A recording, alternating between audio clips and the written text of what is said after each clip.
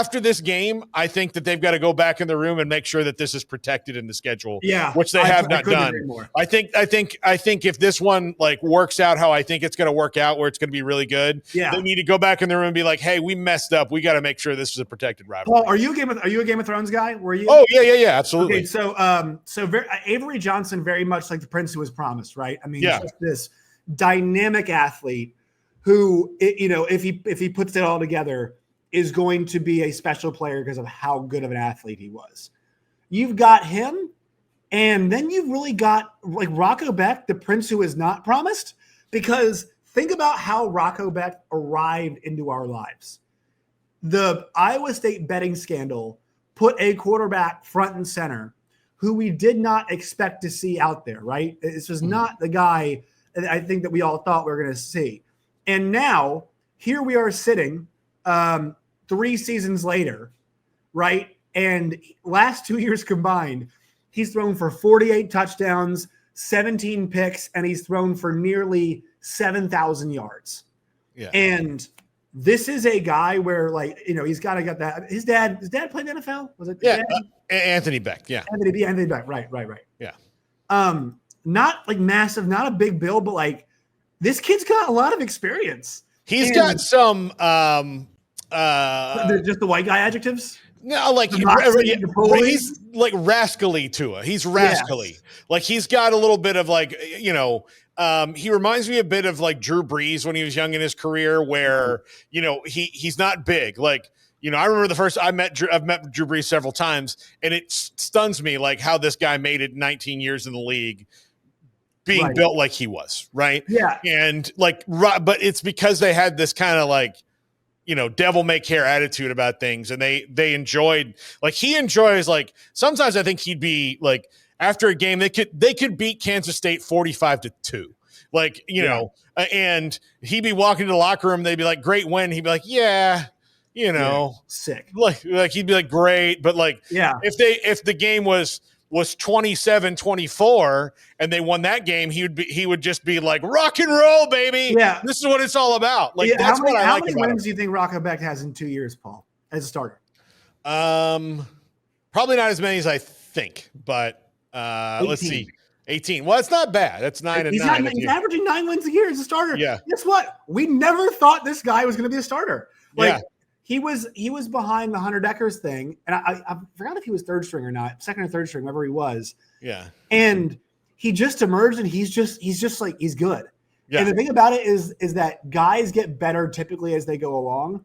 Like, I want to see if he can really, really ratchet up that. I mean, I want to see him if we can get to 4, maybe 5 picks this year. They do rely on him a lot, and so I don't mind some of the bad choices, bad throws that he makes, but I think this guy's got a chance. And like, this is 2 of the best 3-4 quarterbacks in the Big 12 that we're going to see right off the bat. I mean, I wish I could consider Jalen Daniels in the conversation, but it's hard to, considering his injury history. Like, he's almost just like we're happy if we get him type deal. Yeah. Kind of almost additive if he's in the conversation, but he really hasn't been in it enough.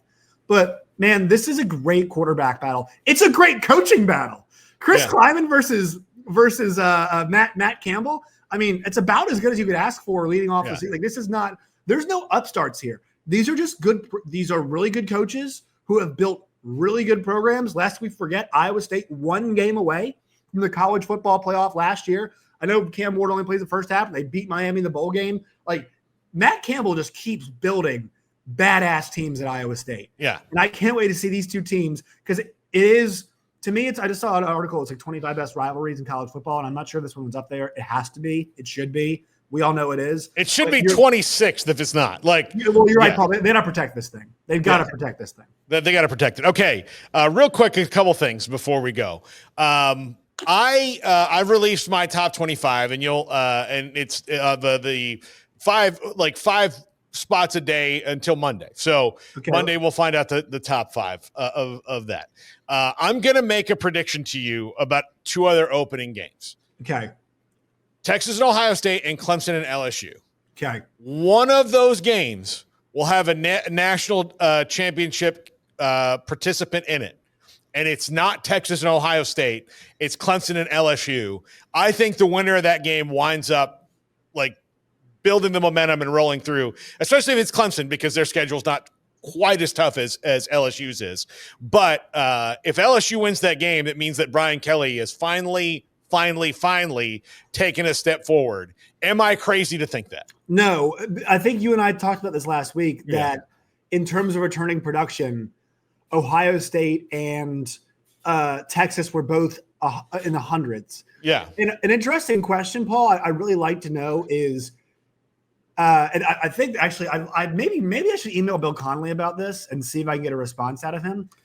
How many teams has there ever been a team ranked in over 100 in returning production that's played for a national championship?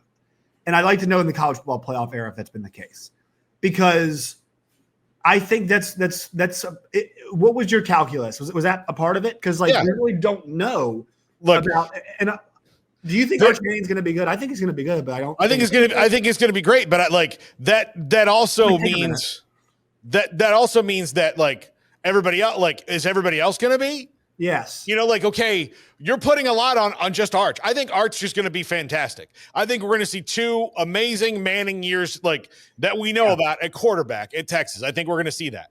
But I do wonder about everybody else. That to me is a thing. You've got to do that. And look, both these teams could be 10-2 and 9-3 and they're fine, but I do think that there's a potential for them to do that, as where if LSU and Clemson in this Tiger Bowl in fake Death Valley, I'm doing that because I don't want Garrett to come across me here. But if they have that, to me, that one, the winner, and look, it might be the winner of both those games. It might be, say it's Clemson and Texas, that might be our national championship game.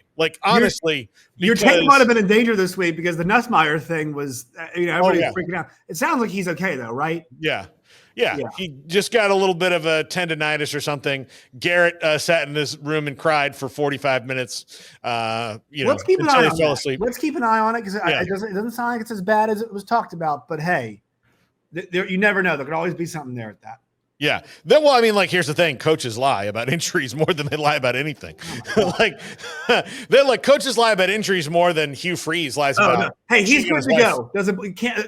How bad the Cam Rising Utah thing? Yeah. He's good to go, and we don't see him for the entire he's getting so much better. You remember the Florida-Utah game? They're he might play, and then he didn't play the entire year. Yeah. Yeah, absolutely. Okay, last thing. Yeah. Would you rather listen? Your mascot's a tiger. Garrett's is a tiger. Mine is a human person with a horse. Totally. With weapons. Yes. If we're talking winning games on mascot fight, do you feel more comfortable with a human mascot or an animal mascot? It's do I have? And we're not even getting mythical demons, whatever a blue devil or a sun devil is. Let's go practical here. If you gave me the Bruin, I love my chances. Okay. If we're going grizzly bear and I know you got a spear, but man, it's going to take more than the spear to stop the grizzly bear. Right? I probably have a bow and arrow. I know I have a tomahawk. I actually like your chances against the tiger more than the grizzly bear. Yeah. No, I do. The grizzly bear. There's more surface area to hit on grizzly bear, but grizzly bear is tougher than tiger. I'll give you. I will see that. Yeah. So it depends on the human. I'll give you this one. How about this? I'll give you Seminole against my Missouri Tiger. I think Truman goes down. Okay. I will take you. What's the UCLA Bruins name? Brewy or something like that? Who knows? Yeah. I don't know. I will if it's a bear mascot like that. We'll probably the duck. The Oregon Duck probably loses every fight. Here's the thing about gators. They rely on stealth. Right? They rely on the fact that you're swimming in the water and you don't see them, or you fall in, or you're right at the edge and they just leap out and get you. But once they're out of the water, they're not really a problem, right? Yes. So as long as your human or other animal mascot doesn't fall into their trap, you should be okay, right? I thought about this a lot with Miami. If Miami is the ibis, they're cooked. They're cooked if they're the ibis. But if they're an actual hurricane, then they win almost all these things. It's really not fair to be a force of nature. Iowa State, Yeah. Yes, it can't be a force of nature. Yeah, it's got to be an animal. Or it's got to be something an physical. animal or something tangible.